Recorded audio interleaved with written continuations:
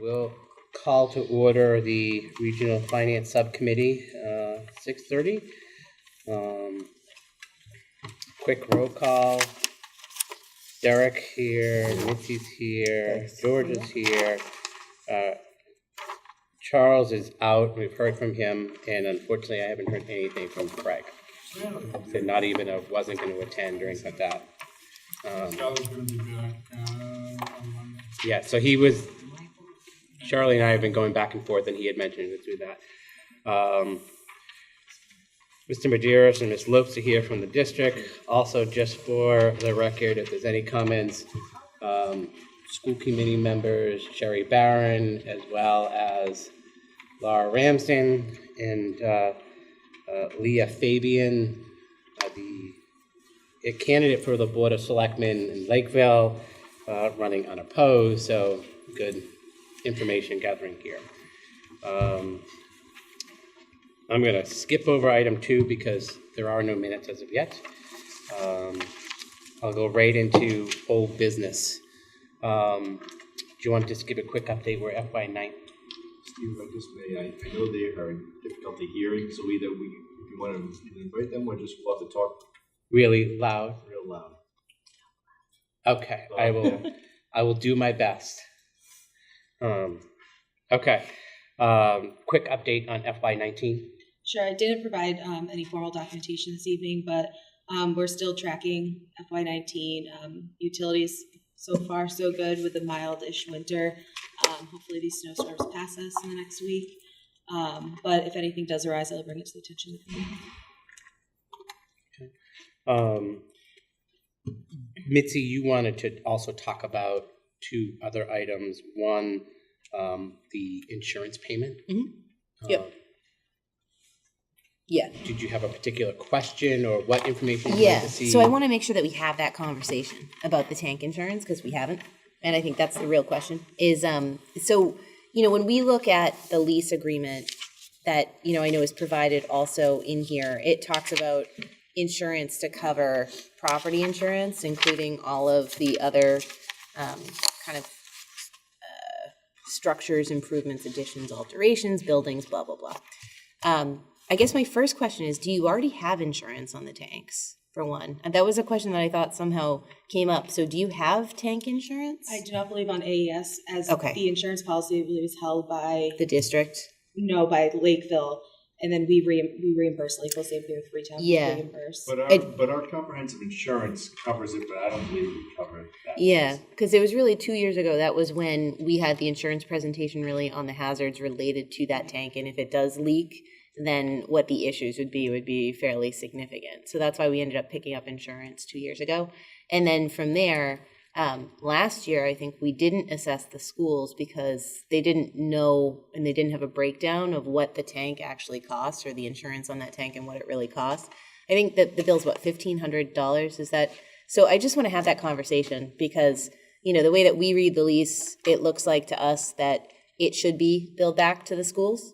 If there's a big issue, it's $1,500. I mean, I want to just open that up in terms of, the reason why we did it and the reason why there wasn't, you didn't have that from last year was really because they just didn't allocate it last year. Much less cost the first year. My only comment, I not necessarily finances, but because we have insurance, I would have liked to have the opportunity to incorporate it into our existing insurance, and the fee might not have been. I know you have it with other tanks within the town, but yeah. I don't know if we couldn't have included it with our umbrella. Yeah, I think at Swampset. I don't think anyone. I mean, the thing is, nobody thought about it. Yeah. That's really what it is nobody had this conversation of like, oh, guess what? We wanted to get the tank insurance because we had a presentation really on what the potential hazards would be from having a leak. So we decided to cover all of our tanks, which includes, I think there's maybe 12 to 14 tanks that are covered under our insurance policy. It so happens that the one at Assawamsett is one of the most significant and largest underground tanks that has that coverage. So it's a big component of the insurance piece. So again, just from a practical perspective, reading the lease, it looks like it should be borne by the school district, but I don't know what you want to do in terms of having that conversation of, could you get a cheaper policy maybe on your own possibly, but it's lumped in together with, the policy we have on all the tanks, because it is a town-owned tank, technically. I mean, from my perspective, we need to address this year, right? We know we have an insurance, we know there's a cost associated with the insurance, but then, so that's one piece. But then moving forward, I just would like to also engage in the conversation, because John's been pretty adamant about it staying there. And my feeling is if we're going to be assessed a fee, maybe that's not the best strategy moving forward. Well, I mean, that's a bigger question. That's not really the purview of this jurisdiction. It's really Nate and, looking at it I think, having a conversation, if you guys want to have a conversation with Nate about that, I think that would be probably the way to go, to say, what's the impact of having this tank? I mean, again, it's a town building, it's a town tank, it's underground. We're not going to go and dig up the tank necessarily unless there's a reason to do it. And again, I'm not trying to be confrontational, but the reality is we didn't know this fee existed. We're going to spend almost $2,000 out of something we didn't budget for this year, in a tight budget year. Yeah, I mean, that's why we're having this conversation. I mean, we knew that this conversation never happened. So I'm just saying can we break it down to perspective. this? From a school committee perspective, I hear with the lease agreement and there is a responsibility for insurance, right? So I think that's the concept I think no one can disagree with.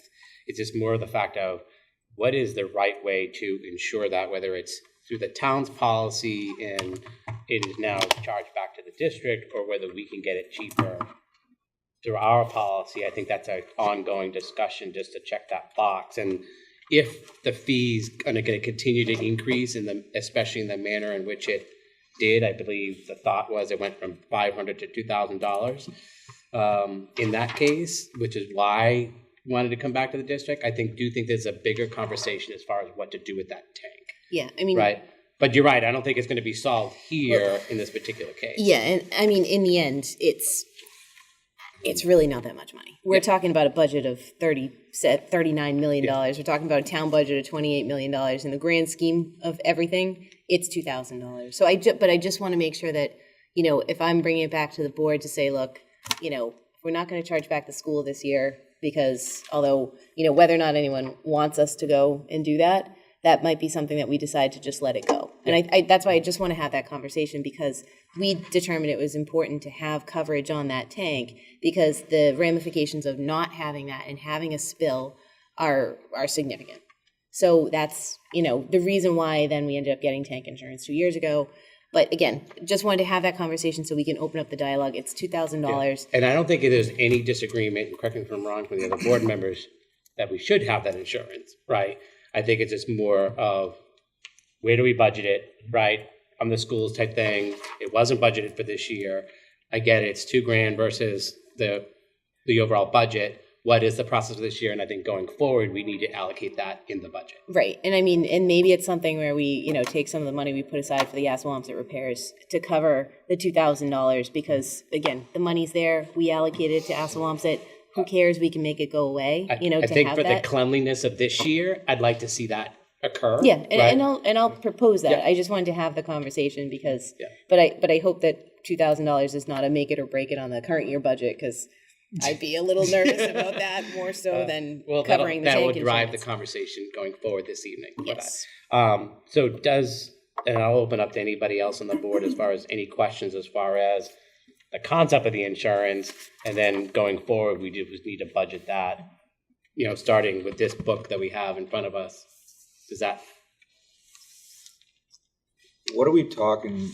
Is this environmental liability insurance? Yeah, it's hazardous waste cleanup, something or another. I'm not sure that's addressed in the lease agreement. It says property insurance, which wouldn't entail environmental insurance. Well, it's not really that. I don't really know exactly what it is. It's over the tanks itself and tanks from leaking. Yeah, I think we need clarification on that, because I'm not sure. And that's fine. We can have, I know we looked at it and we said that this is, to cover this against other insurance hazards, which are commonly, insured and all that. So I think, again, we can have, I don't want to spend much time. It's $2,000. But it's a conversation that if there's something like this that happens, I don't think it's not really environmental hazard. It's on the coverage and the security of the tank Maybe and its that's a replacement on clarification the from, tank too, I think. Well, Stralaberry from Yeah. the insurance company, Yeah. what And that it should is. be clarified in the lease agreement as well, then, going forward, so that that's not a, so that. Well, it is it's more- property insurance on the tank. Yeah, well, if it's environmental, that's a But different, a different class of insurance, so Yeah, let's it's- just be specific about it, so we know. Yeah, we'll get you a copy of the policy or Yeah. whatever it is, or the coverage and all that stuff. I'll just reiterate the fact that, yes, having the conversation, I think having the conversation is much better than just getting a bill and saying we need to have payment within Yeah, 30 days, I so. didn't know a bill just Yeah, appeared, so that's why, Exactly. hence information comes to the So, surface, we have a conversation. okay. How does this hit the regional budget, and how are these reimbursed back to the town separately? We are billed from the towns, and we write the towns a check for the insurance premiums. But it's part of our budget, correct? Yeah, so I mean, we get back like 56% of what Right, we, you what I know, mean. like, thanks, Freetown pays for. yeah, I Okay. mean, that's really the bottom line. Same thing with plowing, same thing with school resource officer. Any chargebacks that are happening, between the town and the district are kind of borne by the regional assessment, proportionate. If there were a claim, how is the deductible paid for? Is that the school also, or paid to the town from the school? Oh, that's a good question. I have no idea. Hmm. I mean, those are things I think maybe we should talk about. Maybe the who's responsible for what. We can. I just don't want to do it tonight Yeah, yeah. because No, this is a really big budget book. I was hoping it would be a far less conversation. I thought than I it's was having already a gone. 2-second conversation on this. But so. I will say, for the purposes of this year, I do think that it's appropriate that we budget it going forward. This year, let's take it out of the funds. I think that's a perfect idea. Yeah, if we can do that. For then that, we'll- if you could take that back to your board, and then, yes, I think a larger discussion about all the dotting the i's, crossing the t's, and any of those aspects of it. So, I hate to ask this next question. Is there any other comments or questions on the insurance payment? Okay. Moving on to the other one, the Green Communities Grant. Yeah, so I just wanted to, I guess you guys have been in touch with Nate, and Nate applied already for $250,000 of grants for energy improvements here at the high school. So we'll be kind of following through with that, and I think we're moving forward with the plan. So Nate's excited about it, and I think hopefully you guys are too.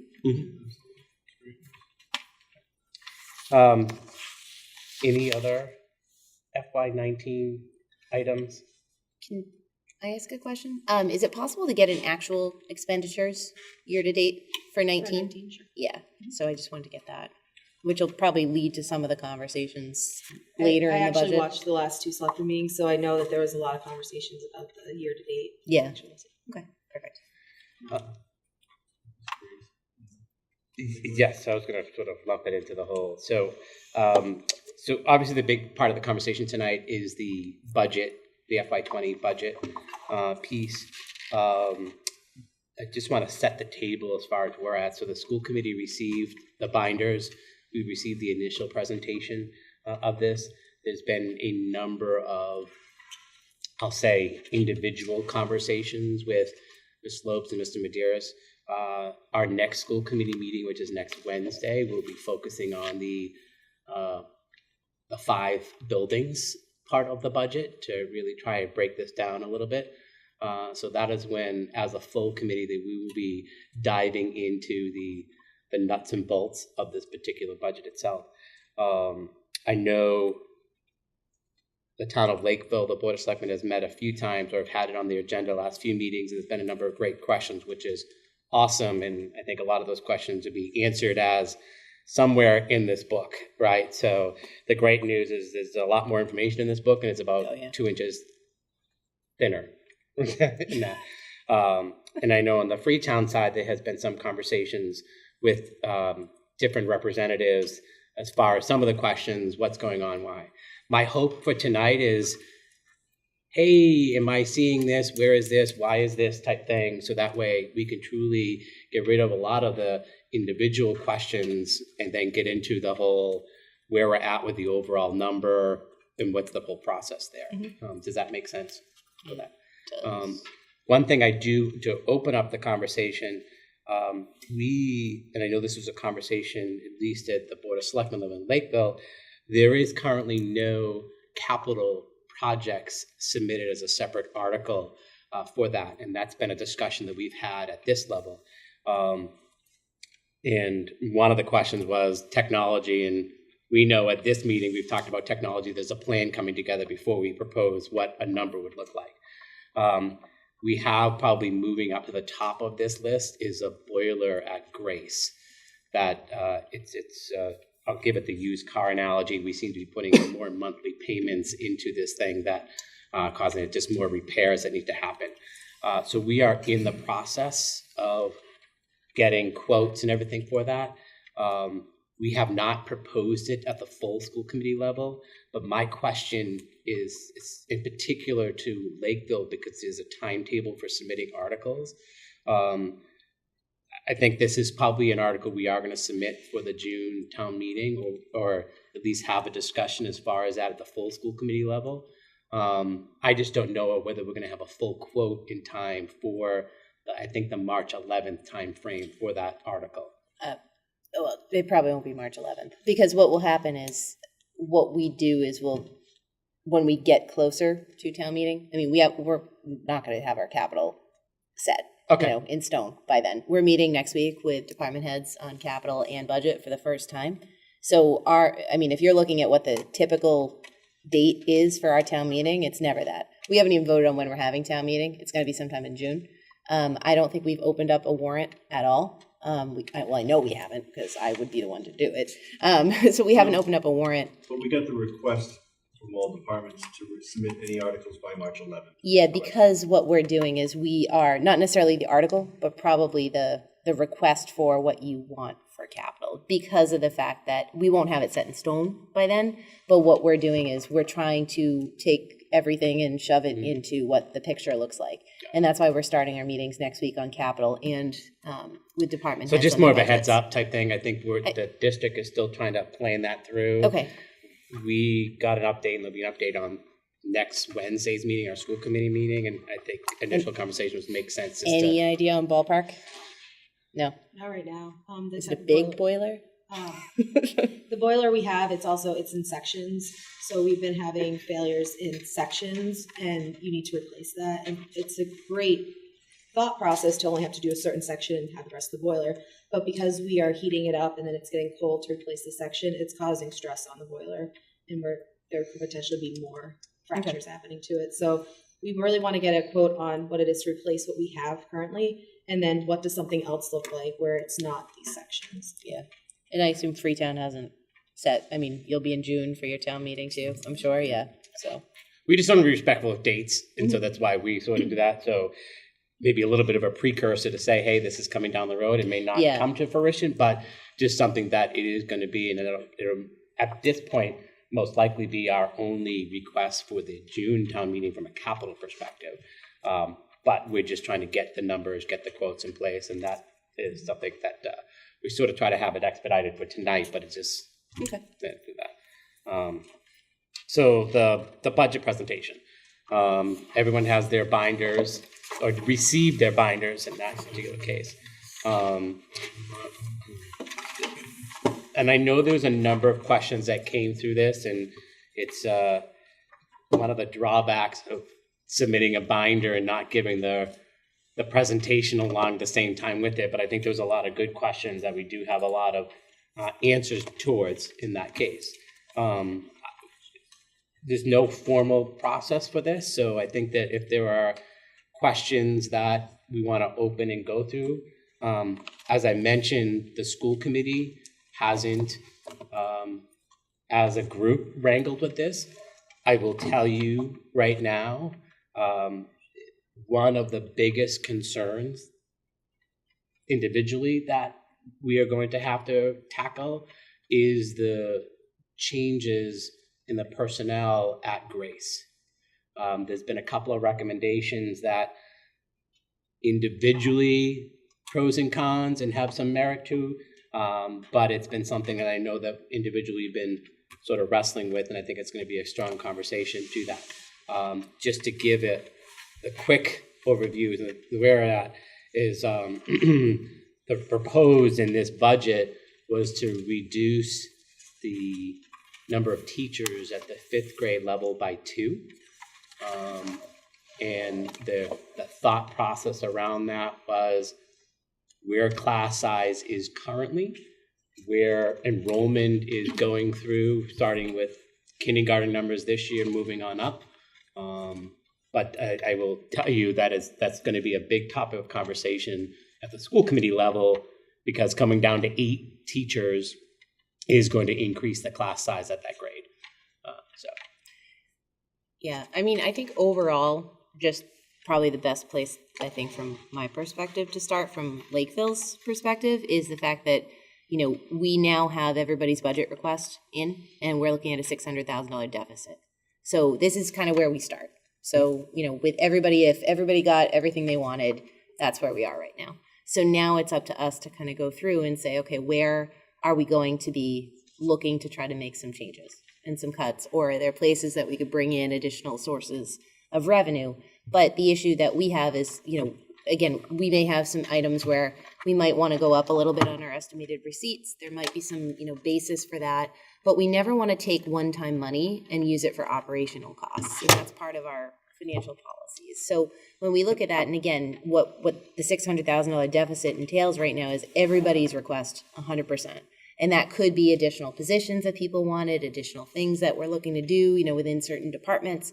But certainly the largest component of our entire budget is the school system. So what my request would be is, I know there's always a disconnect between, you know, if you're looking at this and you're saying, okay, you know, we have 2 teacher retirements in Grays. We wanted to add in that media specialist that keeps on going on the list every single year, that we really want it, we really want it, we really want it.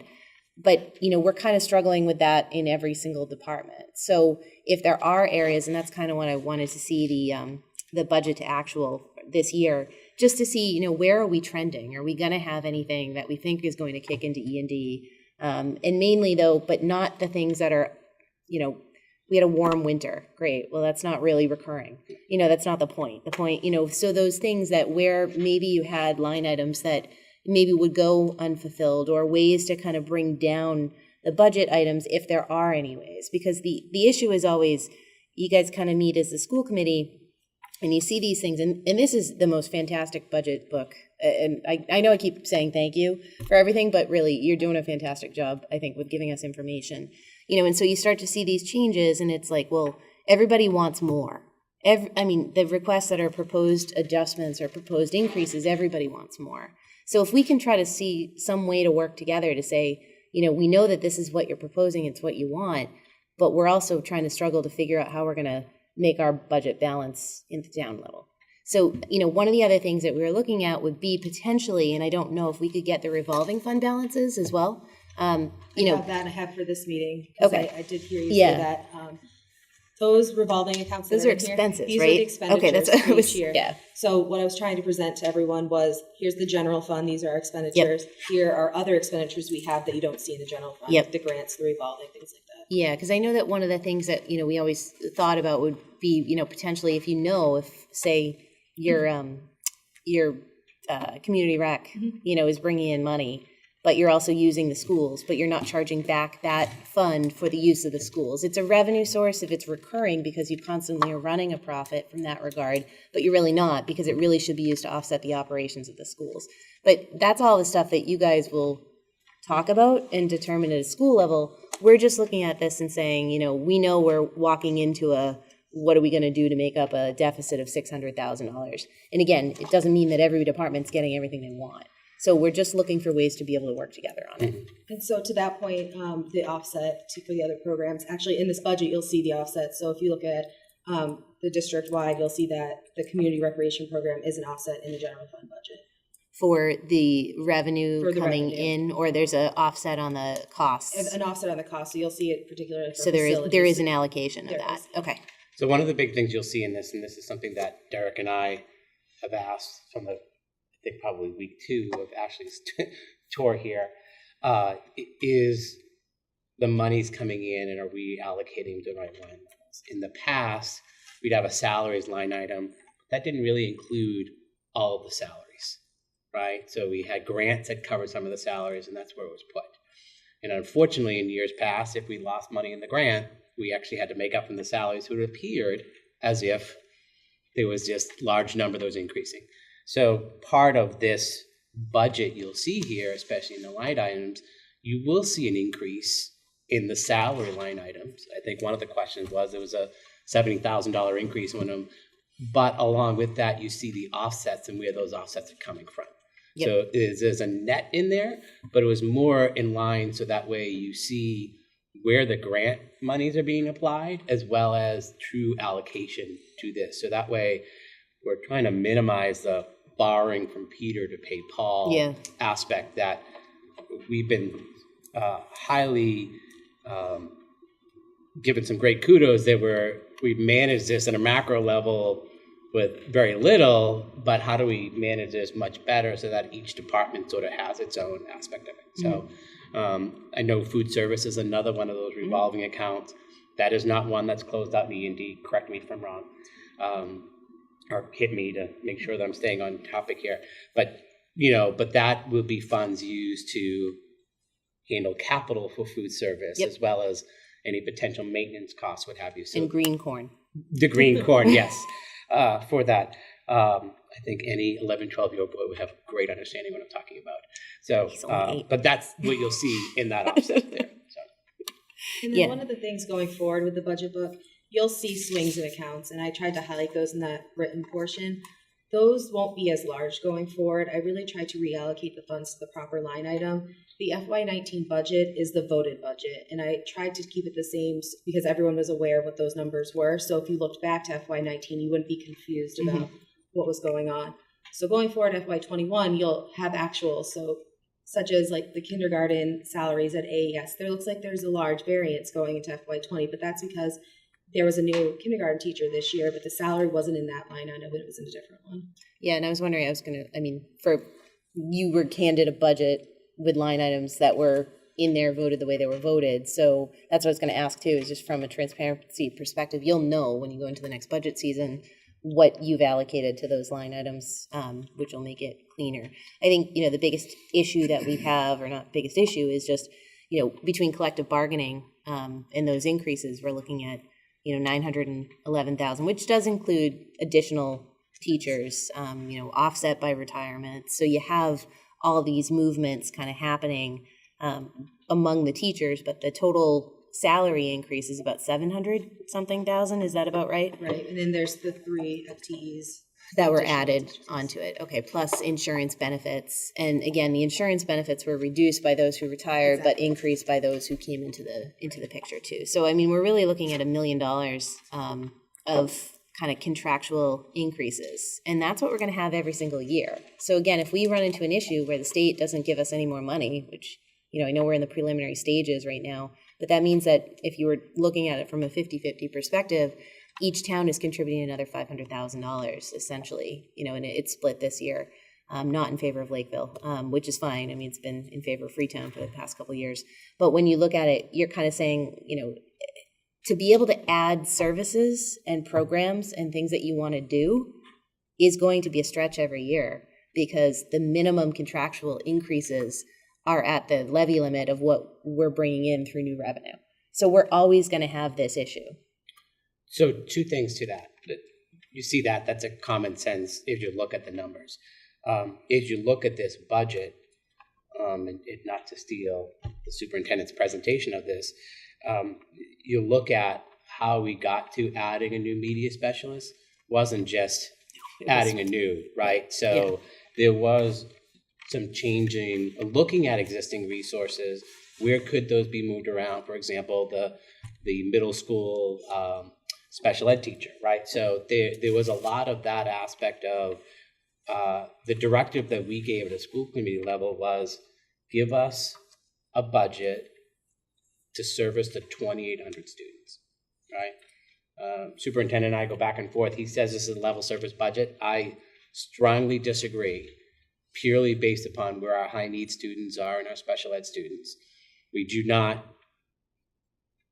cover all of our 2,800 students the way we should. You mean because the increases in special ed again, so they're eating into the resources available for everybody else. And that's not something, that's not a fair thing that we can the way that we budget today is something that we can, that's a topic of conversation going forward. How do we handle that, the special ed piece? But I hear what you're saying on the contractual pieces, and I do give the district credit as far as trying to, for example, this is the media specialist at Grace to help with scheduling and pulling students out to give them the services they need, right? So that piece. I do want to highlight, though, because this was brought up a few times at the Board of Selectmen's meeting, that this committee hasn't done anything to fix, the term was broken system of steps and levels. I would strongly encourage the Board of Selectmen, in particular Mr. Potterly, to look at the contract, and something we did that, quite frankly, with very little to give in return. So just, Yeah. And the hope is that'll help in It's long-term sustainability. whatever long-term is, right? So we don't know what that is. We knew we weren't going to get it in year 2 of the contract or year 1 of the contract, or even probably year 2 or 3. But it is something that I think will help in that particular case. Yeah. So, And I think that, take everything with a grain of salt in terms of, when things are said, what happens is the meetings between the boards, Yep. And that's really what matters in terms of it. I'm just trying to set the stage in terms of, we know that we run a tight ship, every year in terms of what you want to do that you're limited in doing, because we're kind of stuck with large contractual obligations, which are just a byproduct of the fact that 85% of your budget is salaries and health insurance. Mhm. So because of that, the things you want to do are difficult to do. Yep. And that's just because of a funding perspective. And how can we really get additional funding in here when the towns are, trying to come to the table with what they have, but we run into kind of a squeeze area. Additional revenue sources to the town are the areas that we're looking at to try to help in the future to bring in additional funds so that we don't have these problems.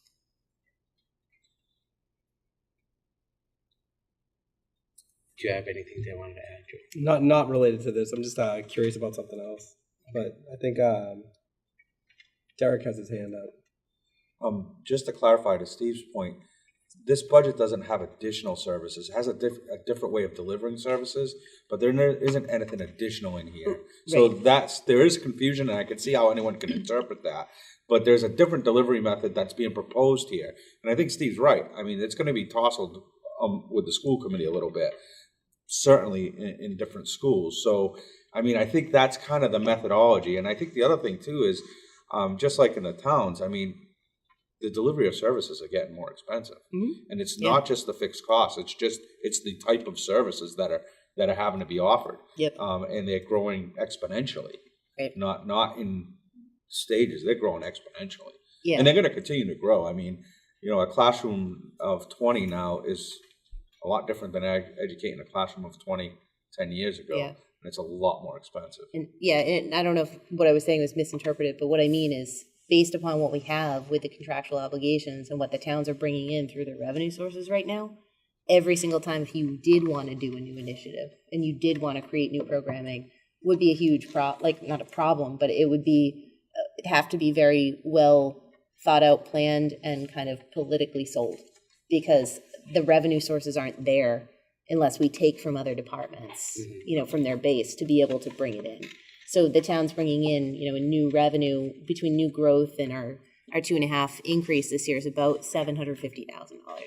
The increase on Lakeville is like $650,000 on the assessment. So again, we find ways to try to make that work, and that's what we're trying to do. So if we have additional, and we do have other revenue that comes in through other sources, and that's how we manage to kind of balance the budget every single year. But I think I don't want to speak for Freetown, because I know that we thought that you guys were at the levy limit and you're not. So that's an issue where Freetown has more capacity than Lakeville does to raise the taxes, because we're already at 2.5% every single year. We've never backed down from that. Freetown has more ability to raise more funds. Not by much. But something, yeah. And I think, and that's really the whole question is just, we're here, I think if you guys were to come back from the school committee level and say, hey, look, we want another $200,000, we're going to go, we thought we were hoping to drop it by 100, or 150 to try to get to a number that makes sense for us. So just keep that in mind, I think, when you're talking from the school committee levels is that we are trying to see what we can do, but right now we're looking at how do we close the $600,000 gap. And again, we haven't told anybody yet what we may want to cut. I mean, last year we ended up cutting people's budgets that then they wanted input on, of course, in our own departments, which is a better way to do it. But it's things like that where we kind of come to the table now and we're looking at it saying, okay, we got to deal with this and figure out what we're going to do. I'll just put it out to the town's perspective in your initial review of this. From what I'm hearing, there's no perception of a lot of net new. This is what it is, right? So is that a fair statement? Yeah, and I think that's, from my perspective at least, when I look at this, it looks great. I wish we had a couple 100,000 more to be able to throw to it. You know what I mean? I do think that would be a challenge for the district, especially where my personal opinion, this is not a level service budget. That obviously any amount that you, meaning Lakeville, not you personally, come down, there is an additional number on the flip side that adds to that impact to this particular case. And one of the directives that we gave from a school committee perspective is, all right, we want to change how we deliver service. Wasn't a let's go after a net new, because if there was a net new, this budget would be not necessarily 6 inches thick, but I think gets to a different conversation. And one of the big things that didn't help the cause in Lakeville is Old Colony's increase. So, I mean, that's just we're kind of stuck with it. Yep. So, again, when we look at that, although Bristol Aggie now is doing a bizarre recalculation based upon the prior year enrollment history, so I don't know what that's going to look like. We may have some room with our $20,000, per student tuition at Bristol Aggie. So we'll start looking at that and seeing, where we end up. So, I know you don't speak for all of Freetown, but I'd like to hear at least the first impressions of what you received from a budget perspective. I actually haven't spoken to any of the board members about it. We have a member that is away the whole month of February. The board has not discussed our budget. We're in the process of still building it. And I just sat down with all the department heads over the last week to go over their budgets in preparation and giving a presentation to the board. So at this point, it's kind of pretty clear for me to be speaking on behalf of the board on anything related to school budget. I think just, a couple other things. So I know the 125 that we put in there, you're retooling that and using that as special education costs next year, right? No, we're back to that. Is it back to that? So I was trying to see where. Sure. Go to the special education tab. That's 12, right? Because I was figuring that was right, but sorry. Right, but meaning that you actually are using it because it's just offsetting other costs. I mean, you're taking it out as a line item, but it's not like it's a savings because you had additional costs that you're taking that 125 and using it against, is really what it is. Okay. But it's not being added on top. No, but I think the thought was last year when we funded the budget where it was with the extra 125, the base budget kind of starting over would be, well, we've got an extra 120. So the increase in the budget is really an additional 125 It's on real, top of right, what right. you have because it was built in there last year, but now it's not a savings, in terms of it was a cushion last year. It's really, here's another increase that we have, which includes that 125. Well, I did it so you would net it down. So there's 3 lines for tuition, and I didn't bake it into the that initial line. I took it so you could see the trends. Yeah, so I mean, it's really just that the tuition costs went up significantly. I mean, you have fewer students with the services, but the services are more demanding or more expensive is really what it is. Plus you have the transportation costs. Yeah, and the transportation is way up, but we're not doing our own van. Something happened with our own transportation that we're contracting out. Is that right? And special. So last year, the committee voted, we have a hybrid approach, if there's a best description. So I don't want to put a number. There's some of our students that are, the transportation is outsourced, and then some we have in-house for that. The purpose of that move, though, was the hope was we thought we would incur some savings. The intent was that there'd be savings, but that's not been realized. And I think long-term we'll see savings. It was a sustainable piece. What we did is we identified those students that are out of district, literally out of our school community district that don't go to programs, and we outsource that in an attempt to reduce vehicle maintenance and reduce salaries and benefits because we had employees. So we did. So it's a hybrid now. So the current out-of-district tuitions that are in our district, without being confusing, we have programs within our schools. We still provide transportation for those, and it's half of our fleet, basically, half of our special education fleet. We are still maintaining vehicles and paying, and then the cost, but there's a cost associated with our current vendor, and we certainly don't have any savings. We actually shared that with the school committee last year that we didn't anticipate initially having savings, but long term we believe that the approach to having a fleet of vehicles and maintaining employees probably wasn't. I'm not sure we want to be in the special education transportation business, but It wasn't some of our fleet pretty much expired at the time that we made this move, Yeah, that yeah. we were gonna have to make some we have 3 significant vehicles out investments. for the school committee meeting, for example, that are surplus. Yeah. But the actual cost, and actually inherited that was underestimating, and that's where you see. So you not only see an increase, but you also see an actual cost, and then it built into 20. And then I think just the other thing that, I think is in here anyways, but the transportation assessment, of course, because of the final reimbursement numbers versus where we are. But that's also being offset by additional costs within the budget itself. So I think there's 2 places to see it. So we received additional regional transportation funds for FY19 that the towns did not see in their assessments, but the assessment or the reimbursement this year is in the assessment sheet. It's reduced from the final number. So you see it in the assessment sheet, but you see the gross number in the budget because that's the amount that we have to pay. Right. So we reduced 2 buses in FY19, but there is an additional cost. We're still in our contract, so it's gone up. And then there's also a fuel escalation cost. So if we exceed a certain amount of miles or if the price goes up over a certain threshold, we have to pay that difference. That was not represented in the transportation line item in FY19, and I've done that in FY20. So there's 2 components to that increase. It's the percentage increase for FY20 and then the fuel. And do you know what the fuel was approximately? It doesn't really matter. It's just the overall, the final number versus the actual number in terms of, Sure. Because the total transportation, we're just looking at it, notwithstanding the final numbers that came through for additional funds, was an increase of $193,000 coming through, but it's offset by the fuel cost increase, the special education transportation increase. Those are separate. Okay, so just the fuel increase and then also the additional Contractual contractual increase. So Exactly. the contractual was 90 and the fuel was, So the contractual is 72,000 Okay. and the fuel is 35,000. okay, so 105 up. So the net is like 60 or 70 less, essentially. So the way that the breakout of the slide is the gross number, and then you'll reflect your assessment in the assessment sheet. It's in 2 pieces. Okay. Yeah, it's just another overall, I guess, increase on the transportation Definitely, costs. there's an increase. It's the contractual obligation that we have for transportation. Okay. That's our regular. It would have been much higher without the 2 buses. Yeah. That's correct.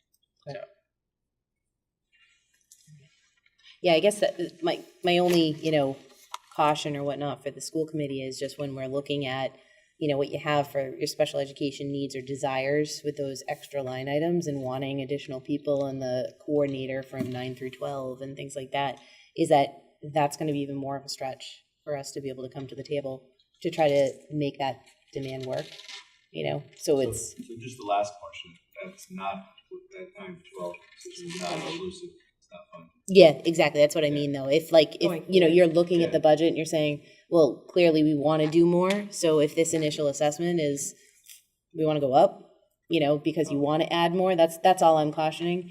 We're having a hard time swallowing the number as it is. So that's what I'm just kind of saying, that I know, if it's in the budget and it's here as an option, you start talking about it, that you want this, this, this, and this, we're already at the point where we're saying, we're trying to figure out if we can fund this. I don't want to speak for the committee, but I'll speak from my perspective. There are some things I'd like to see, but I would hope to achieve it with what we have, or what we're proposing, not additional. So I would hope to, from my perspective, there's things that I think that I have a different priority on, but I'd like to see other means, other ways within the budget that exists now that's being proposed of handling that. Yeah. Without Perfect. adding Yeah. anything on top of that. Yeah. Anything that has been in this budget that has said this has not been funded, I'm not going to propose that we add that on. What I'm going to propose is I'd like to see X, Y, and Z. I'm going to, save all that for the school committee, but I'm going to challenge the administration to figure out how to handle that. Yeah. And I think that, just knowing that, again, we're going to look at this and come back and try to say, is there a way that we can reduce the assessment to the towns? Yeah, I kind of figured that. So, yeah, okay. Just, but I think if it's one of those where if you guys say, look, what would it look like if we tried to pull 200 out, and maybe you're pulling 10,000 from a number of different places, and what does that look like? Or, your school choice, you want to add in another 25, or there is some other, revolving money that you might have that you're adding back in, or whatever the case may be. I mean, that's all for you guys to decide. But I know that, as we start meeting with the department heads and things like that, that's where we start looking at it and saying, all right, we got to come down to a number. We're coming up on some, we got to come down on others, And I think that's part of the healthy conversation, right? So, Absolutely. I would love a budget discussion where it says, hey, this is what it is. And it was like, okay, here you go. But that's not realistic. Yeah, I was hoping for that this year, honestly, until Well, Old Colony kind of came to the say, table, and I'm like, oh, this committee has been really, class size is a big discussion. Mm-hmm. There's difference of opinions as far as where class sizes are going, what have you. So that is going to be a healthy debate on Wednesday, as well as delivery of services, right? So and I think some of the changes that you're seeing is that, as Derek pointed out, the changing of how we deliver the services is not necessarily let's go through. But I also think it's delivering on some of the pain points that we've had over the last couple of years. I know one of the questions was ELL, right? So I do want to correct, while the number that we're servicing today is the same as last year, I think we need to look at the big picture, whereas 2 years ago we had 4. Mm-hmm. Now we have 20. But we also had 40 that we needed to evaluate, and some of them are opted out of the system. Yep. And currently that's done by one person. And that's where we can't keep going with that particular aspect, and that's that whole delivery of service aspect of it. So And those numbers were only as of January 28th. yeah, So and the prior years were full years. and hopefully, we'll see what comes through the state budget process. and then that's a big unknown that we have is, right? So I know you've been waiting on a question. You mentioned class size, and I just kind of wanted to touch on that. So I was looking at on tab 3, I guess. So we have for the kindergarten through 3rd grade, and looking at Freetown's pre-K through 3rd. Although you can kind of back out the number for the pre-K and just talk about K through 3, and using, I think it's tab 17. No, I'm sorry, tab 7. There's 48 students that are in pre-K. Is that right? Sound right? So we have a cap at 50. Yeah, thereabouts. Yeah. So we have about 846 students that are going to be entering at some point. I'm thinking like high school. So that is 130 more or so, and assuming that we lose some to whatever different schools and different programs, but. Is that pretty typical? Are we expecting that those extra 130 some odd students or so are we looking forward to or looking ahead to making sure that we're facilitating like all their needs going forward, or how are we looking at that? I could give my perspective, and then I'll turn it over to the administration. I think when we look at the numbers, roughly K to 3 right now, or even K to 5, you're roughly looking at a class of approximately 200 students, right? So grade 4, they're combined. And if you add the grade 3 classes at AES and FBS, you're roughly looking about 200 students. And that is a pretty static line looking at 1st grade going to 2nd grade. And listen, then the amount of movement that happens in the year is another challenging piece that I don't know how they do it. But that's the number, and I think that's where looking at those numbers historically is part of the reason the proposed change that the district has made, but I'll give them that window. The other piece is the middle school, right? So you have a class size that the middle school right now has, I believe, the largest class size in the district, one of the grades. That's moving out of the middle school, which will address the class size at the middle school, but then that goes up to the high school. It's the seventh grade, sorry, the current seventh grade. So I think that you'll start to see that flatline out. There is a number that between 8th and 9th grade, that's our biggest movement out of the district, right? Between going to vocational schools or private schools or what have you. I will change with the changes the district has made. Those numbers have come down from what they used to be. But I think you still need to factor in a number of approximately 50 students that are opting out, staying within the district.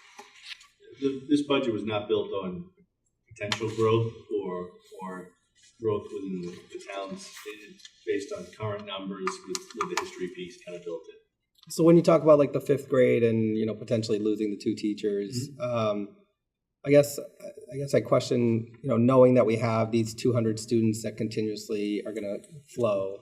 So taking those 2 away, does that make the most sense, I guess? And I know maybe it's not budget related, but maybe it is.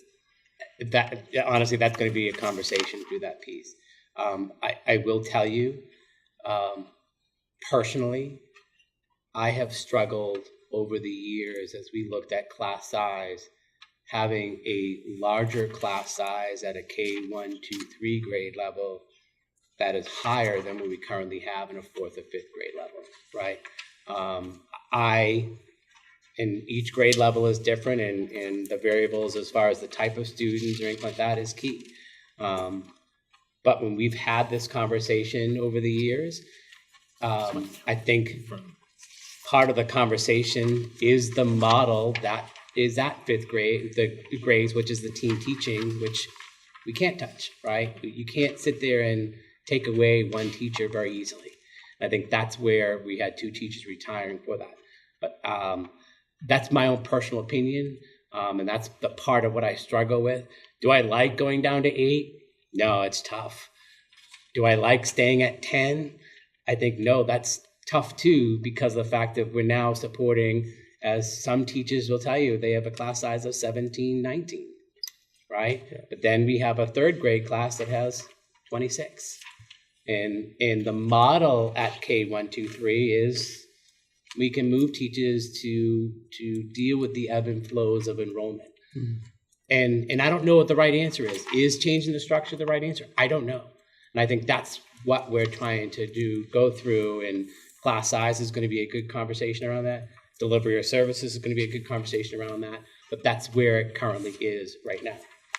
Yeah, you raise a point that I think the committee has always made a priority, was class size, and I think that's why Steve's talking. The committee's going to have somewhat of an issue, because we're starting to stretch that line in the 5th grade, even in the 8th grade. We're starting to really push that point. But I think we got to be careful about talking about models and about strictly class size and understanding what that class size consists of. Because if we hone in on a class size of 19, that 19 or that 20 looks very different class to class. The needs of those kids are very different. So we, even as a committee, I've always been, hey, we should look at class size, and I think that needs to still stay important. But we have to understand what we're dealing with. The district has said, as stated, and correct me if I'm wrong, Rick, that the needs of the students at the lower grades are getting greater and greater as they come up through the school system. So we're seeing more needs at these lower grades, and those kids are coming up through the system. So that classroom, as I was saying earlier, that classroom of 20 realistically may look like a classroom of 25 based on not numbers, but based on needs.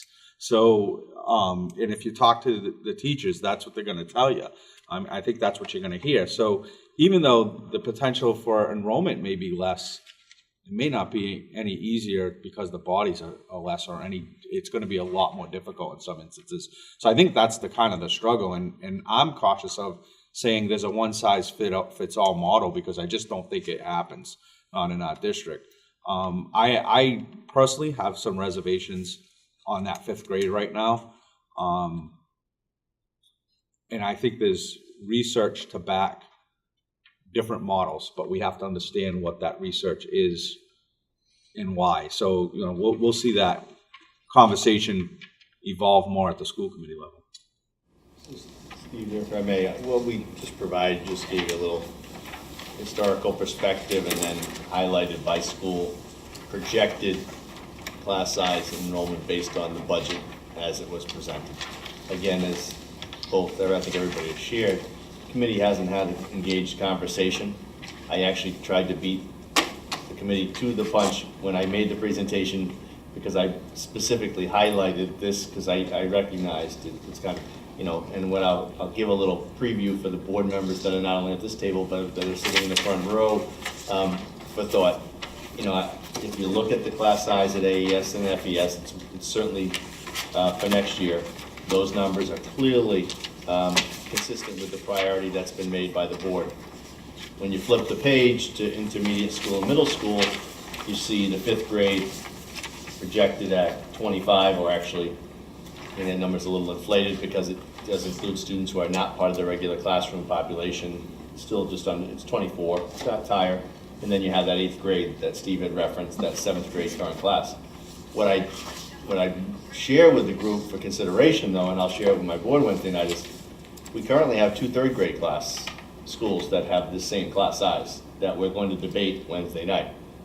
The 3rd grade numbers at both Assawamsett and Freetown this year are currently the exact number that the 5th grade is being proposed for next year. It's happening right now. In addition, we've continued to have a class at the middle school. Again, different structure, and as Derek said, there's a lot of conversation regarding structure. I'm not so sure that we're in a position at this point of the school year projecting for next year to make significant changes. I think that might, that's not part of this proposal. But I anticipated the conversation, and I certainly, both Ashley and I had the conversation when we predicted what areas of the budget from the school committee perspective, not finance, would be looked at. It would be that, there would be that change there. But at the same token, what typically has happened, and I think we were a little bit more courageous in this budget, we brought in a slightly smaller number with the mindset that we're not looking to increase it to the town's piece, right? We'll work within that number that's here.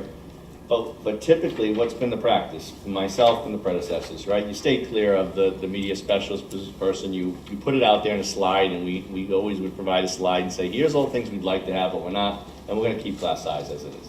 And that may ultimately be the conclusion that's drawn this year with existing funds. But we're trying to do something to address a couple of areas in a couple of schools I think that have not been a priority, and that's the middle school and intermediate school. I think that's what's been reflected. And that's not said as a criticism. We really put a concerted effort and emphasis on the primary elementary schools and the high school. And I think it's paid dividends, quite frankly, based on the success of the schools and the success of meeting needs of students. We're trying to shift a little bit of that this year. And if you candidly ask Dr. Starkey at the high school and my elementary principals, they would say, I've had to remind them a couple of times that there were priorities in previous budgets that included them. So I think this chart though is helpful though for the committee and certainly for the finance to see kind of what our numbers are. Yeah, and I guess the biggest, sorry, Derek. Hold on. Did that Yes, sir. answer your question? Okay. But it's gonna, it will, correct me, if I'm wrong, it will be the most engaged, my prediction, the most engaged conversation next Wednesday night with the board. I think there's other concerns, but I say that positively. It's because it's been a priority and an emphasis. I'm an educator. I mean, what superintendent's not going to want to see more classroom teachers providing support and services for students? But I also know I had to try to present to this group tonight, and still haven't heard, rightfully so, because where we're at, a number, to come in. So instead of a 4.5% budget, I could have came in an 8% budget, had those 2 teachers there and said, hey, listen, let's make it work. I think we tried to be a little more realistic there, though.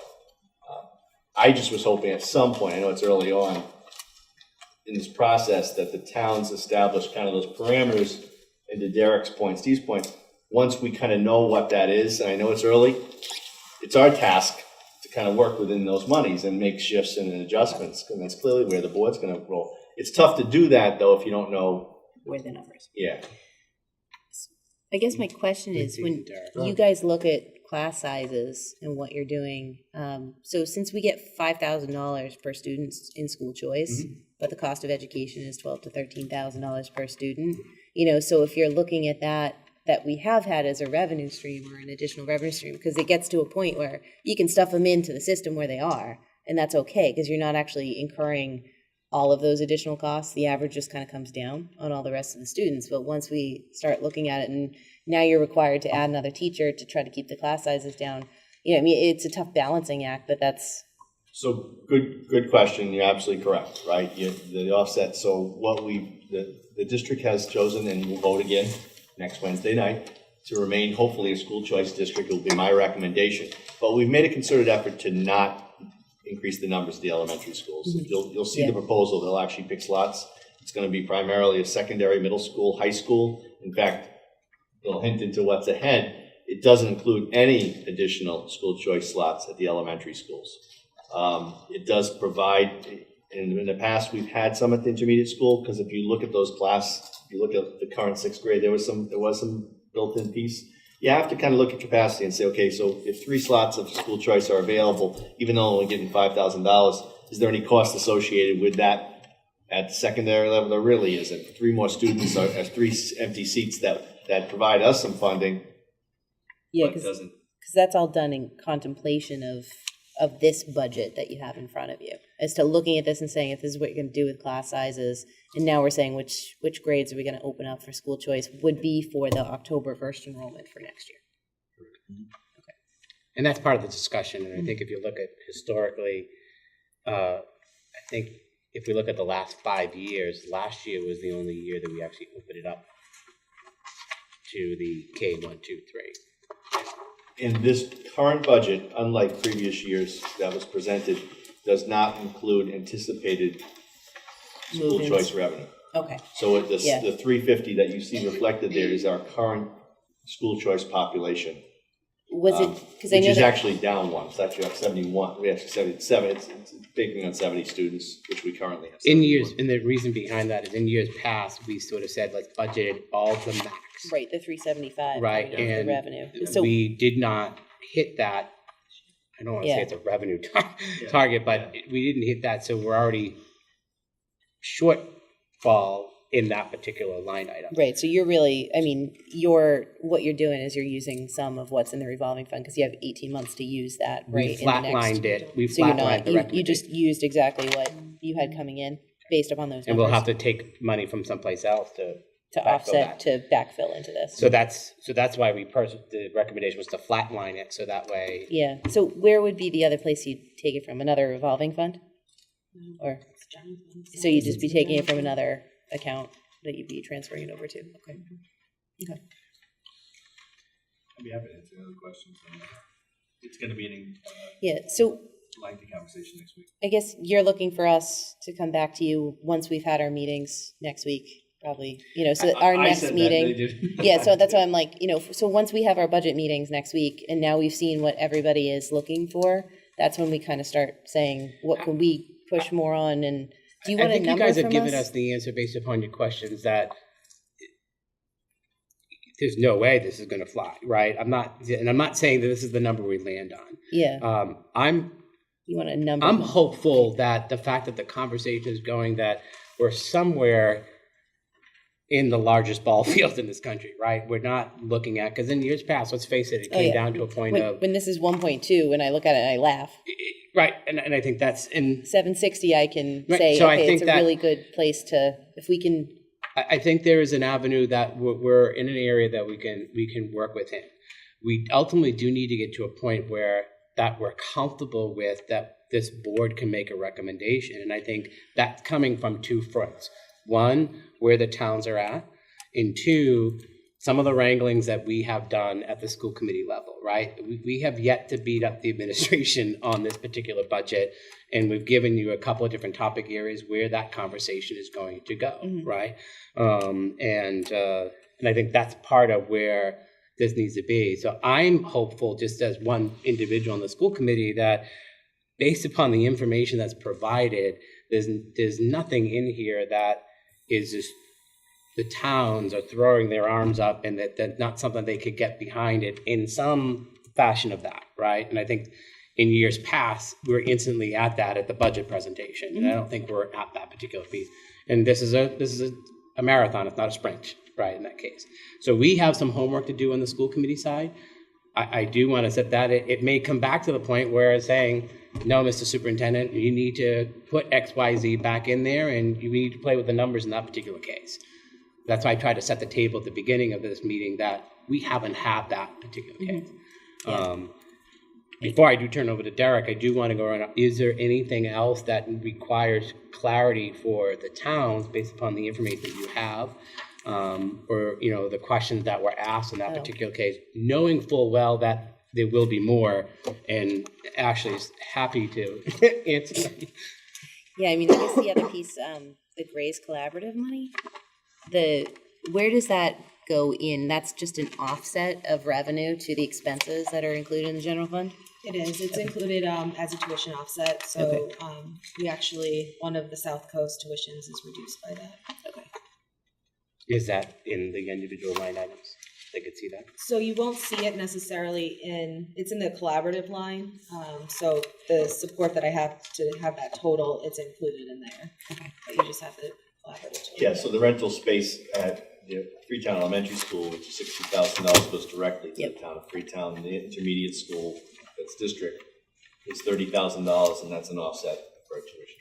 And I guess then the other piece that you kind of addressed earlier anyways is the grant money that you do get is just going to offset the tuition, not the tuition, the salary at line items, you know, related to those grants.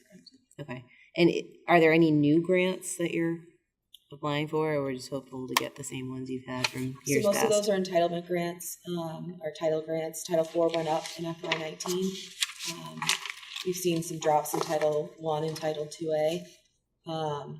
We don't have any large grants that are out there. We're applying for some energy grants, so we can continue to do the 250 in the other campus schools.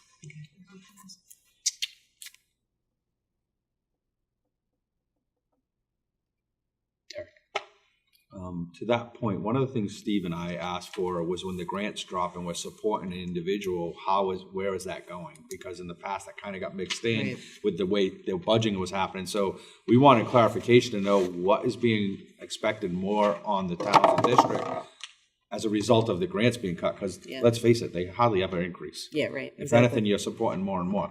So with that being said, just to go back to Steve's point, as far as this budget goes, you know, I'm kind of encouraged by the discouragement just because we were at a lot different point last year, and I think we made a recommendation which was, you know, a big deal for me, and the recommendation went through and it passed the town. So, but I think we're in a better spot right now with the way the budget is, and so I'm a little more optimistic. I think certainly I would take back. And I don't think it's going to be any surprise, Mitzi, that we go to the board and say, yeah, the town of Lakeville, at least, because we haven't had, would like to see that lowered. Right. I don't think anyone's going to be surprised by that. Right. It's not a shocker. That's happened every year. So it's happened every year. You know, try to just surprise you. If you, the real surprise would be they want to see more money. If you want me to take that back, I'd love to surprise them with that news. But that ain't going to happen. When we become Pottville. Yeah. So we're going to change our naming rights. In any event, I think that's expected. But we are at a lot closer proximity, like Steve said. We're in that large ballpark now. I think the conversations are a little easier had, but they're not without some pain from the district side, because there is no doubt in my mind, to Rick's point, there's going to be some heated discussion come next week regarding class size and where we're at, and I fully anticipate that. I'll be one of them.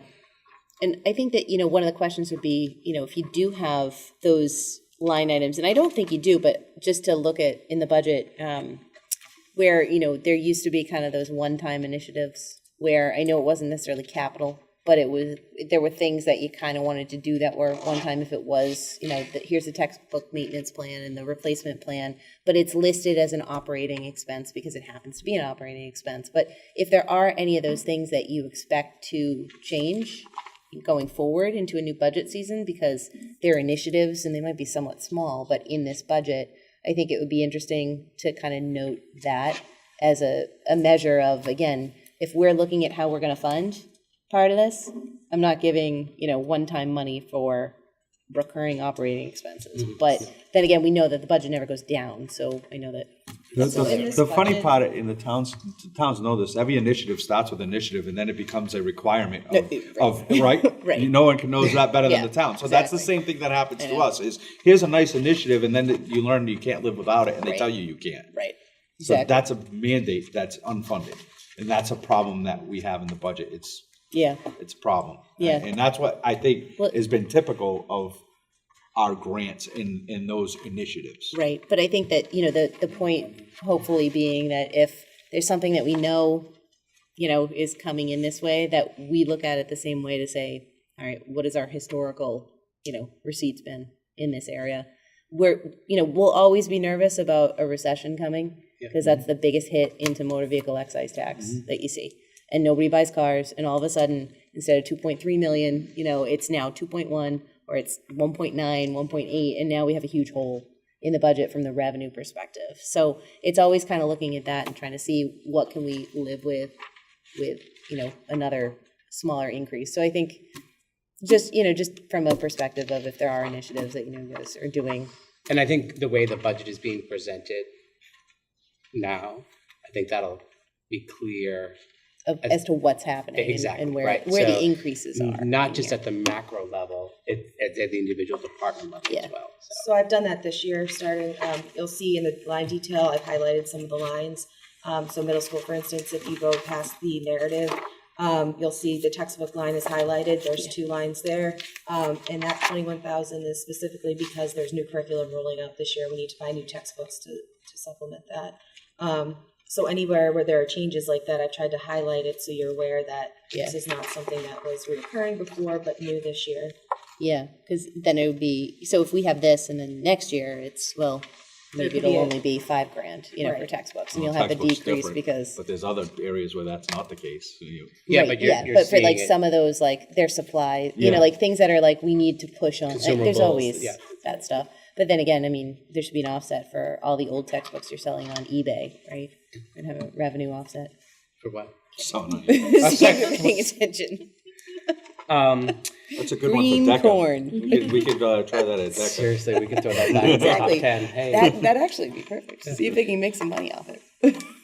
Just to clarify a few things, one question that was brought up was grant writing. While we don't have one particular person writing grants, but all that happens, correct me if I'm wrong, through Ashley and Dr. Correa currently. I do think we had a clarification as far as what that. So the directors write the grants for the most part. I know that there's a line in the budget that says grant writing, but that was a grant specific for writing in the classroom. So it wasn't like we had a grant writer before. We no longer have that. It was funny. something for students. Another question that came up was staffing FES versus AES. Correct me if I'm wrong. Is that I related think to that pre-K though? the numbers is because there's a pre-K program over there, plus there's also extra subset classrooms at FES that's not at AES. So I think that number, if you were to compare classroom teachers to classroom teachers, the number is higher at AES because of the enrollment versus FES. But if you're going to compare the overall staff, that's just more of the fact that there's additional programs at FES compared to that. So, any other questions on what you have, some clarity that you need, as well as it's not anything additional that you need. I know, Mitzi, you've made a couple of requests for the actuals versus the budgeted for this year. Yeah, and That'll then the be- revolving fund balances. in the revolving fund balances. And I have those right here.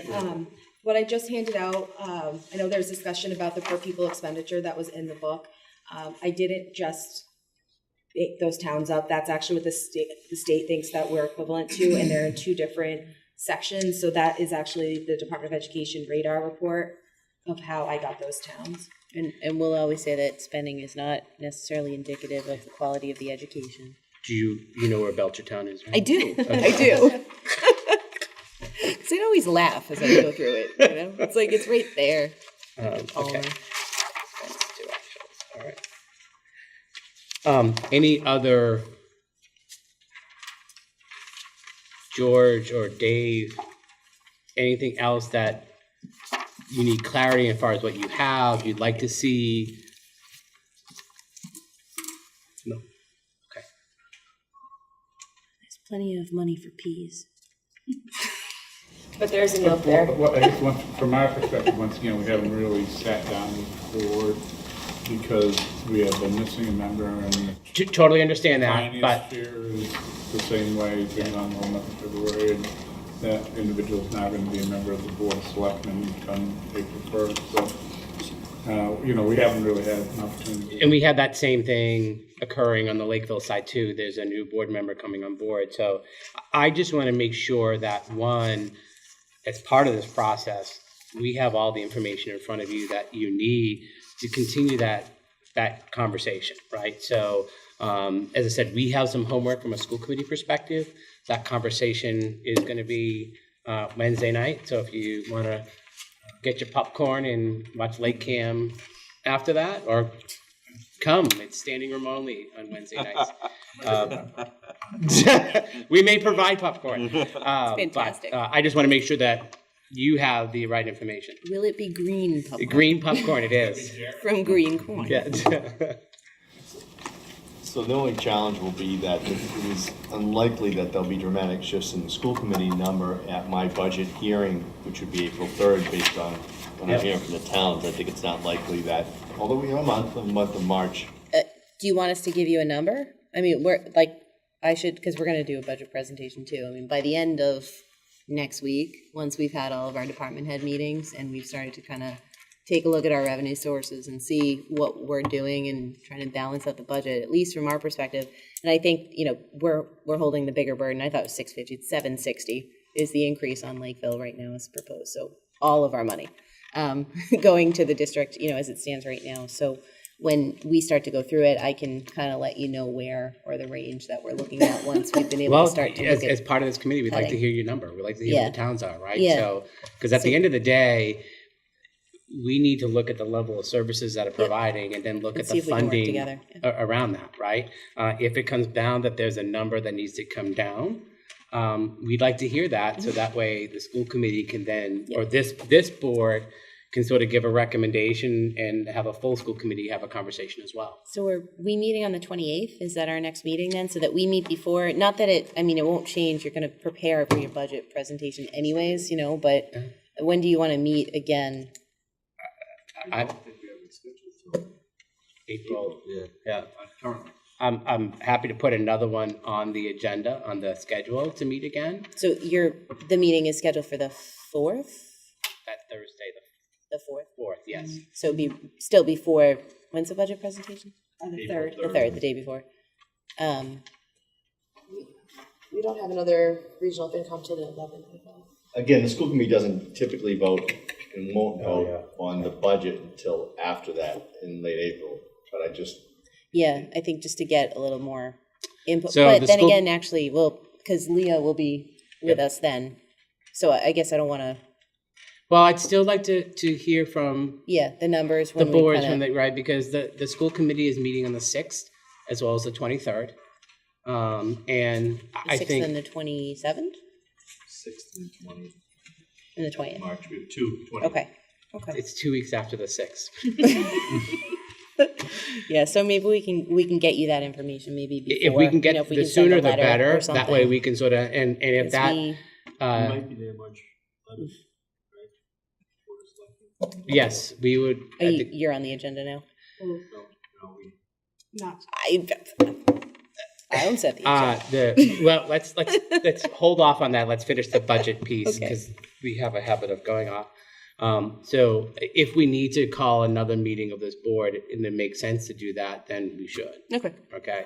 And then, you know, Yeah, and I don't know if Freetown's gonna have any more information, so it might just be a Lakeville sending, hey, FYI, this is what, because we have a meeting, our next meeting's on the 11th, which you know, as you just said it, so. any after other our budget questions or meetings. comments on the FY '20? Any other questions or comments from the front row? Already used up yours. I know, I always do. Derek? What was the net move-ins last year, the net? Additional after we started the school year? Or after we had the numbers? Okay, I'll have for Wednesday night. yeah, I'd like to know that. So Derek, just to clarify, when we, the number that we budgeted. Post-budget, And then, post-budget. Correct. Leah, do you want to just give a quick intro? Just who you are and I think I gave it. Huh? Just speak loudly. Speak loudly. Leah Fabian, actually it's Leah Fabian for legal purposes. That'll be what's on the ballot. I've been contemplating running for the Board of Selectmen for a while. I've been on the Board of Assessors for the last 4 years. I've done all my education, training, certification for the Board of Assessors, which isn't a small, you know, we have to be able to do the whole recap sheet and figure out the tax rate on our own, so we're pretty, they run us through the mill, so I've seen things on that side, but I've always been involved in the schools, so a lot of what you're saying is familiar to me, but, you know, I'm looking forward to hopefully becoming, getting sworn in on April 1st, as long as there's no write-in campaigns. I think that's the way it'll go, but I'm really looking forward to, you know, I have the time in my personal life, so I'll be pretty dedicated to everything. Welcome. Thank you. And gentlemen, do you want to just, who you are and? I'm Patrick Stanton. I was former class president of the class of 2017. I'm here for a college project, basically. I have to go to, I'm in a state and local government class at Roger Williams University, and we have to sit in on a town meeting, basically observe it and write in our response of what we saw and how different town processes act. So that's why I'm here. Should have made it more One, fun. congratulations and good luck. If you need some additional information, let me know. Will do. Just Brian Rivera, just a Lakeville resident, just concerned with the school district, where it's going and Got it. the constant Yeah. changes. Again, popcorn may be served next Wednesday, school committee meeting. I said may. You might be our first, like, audience member that's not, you know, here for school projects. This is an exhilarating meeting. People do want to come. Anything else come before this? All right, I'll entertain a motion to adjourn. So moved. Second. I'm assuming there'd be no objections.